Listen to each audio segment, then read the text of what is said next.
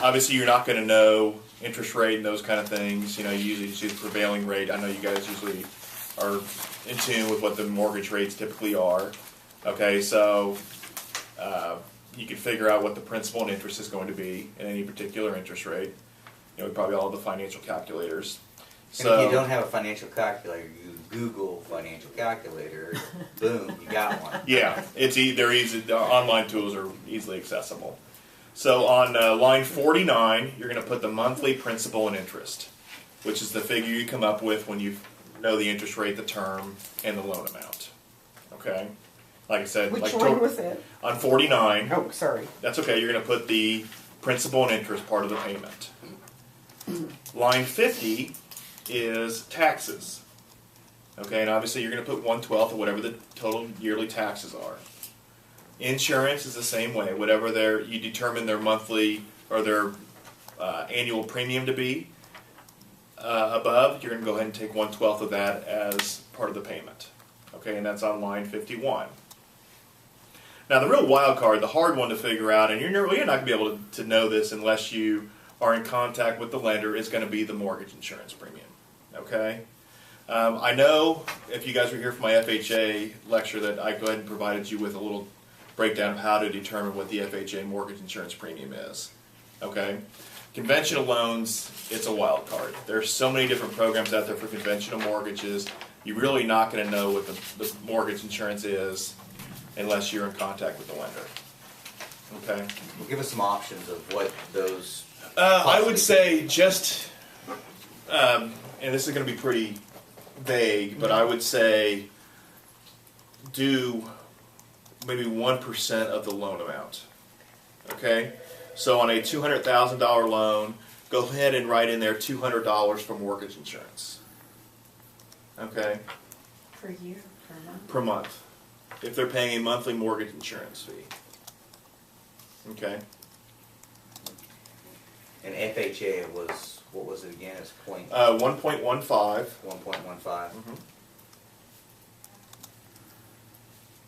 Of the loan amount. Times the loan amount, and then you divide that by 12. Okay, 1.5 times. Sorry, then that's, I don't know, I mean, I still have some of those, but that was on the FHA. For FHA. Yeah. Okay, 1.5 times the loan amount. I'm sorry, yeah, for FHA, well, I'll go into that real quick. It's all you do is you take the, oh, you do have it? Good. You take the loan amount times, let's see, what I have Divide on by 1.1. 12, okay, Yeah. okay. You take the loan amount times 1.15 divided by 12, gives you your loan amount, or gives you your mortgage insurance premium per month. And you fill that number in on line 52.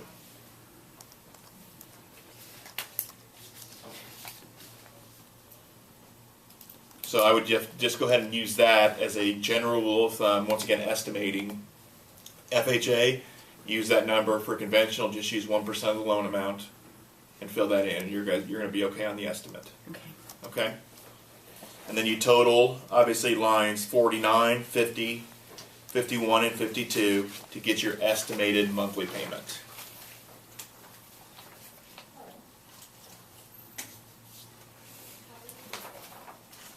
Should we put the interest rate in there that we're using, or just put prevailing rate? I would go ahead and put, I would go ahead and put an interest rate in there that you're using to calculate the principal and interest. That way they know where it came from. Okay. And it may not be accurate, but it's an estimate. Right, an estimate, okay.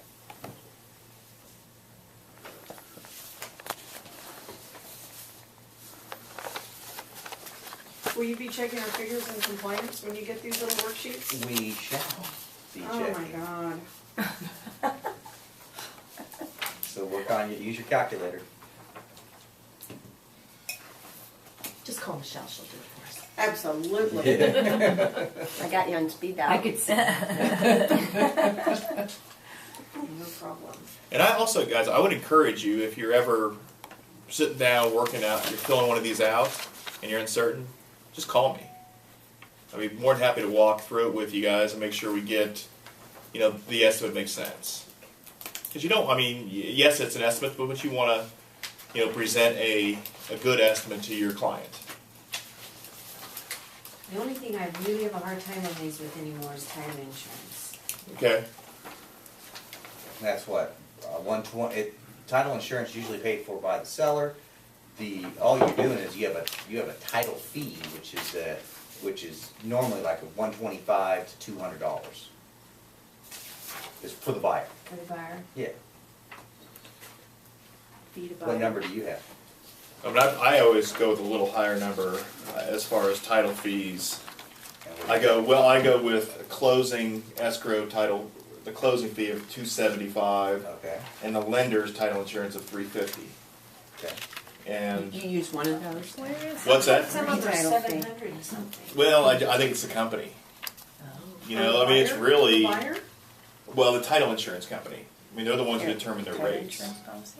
And you, So Scott, you use what? I use, you want me to, for the buyer's estimated expense worksheet,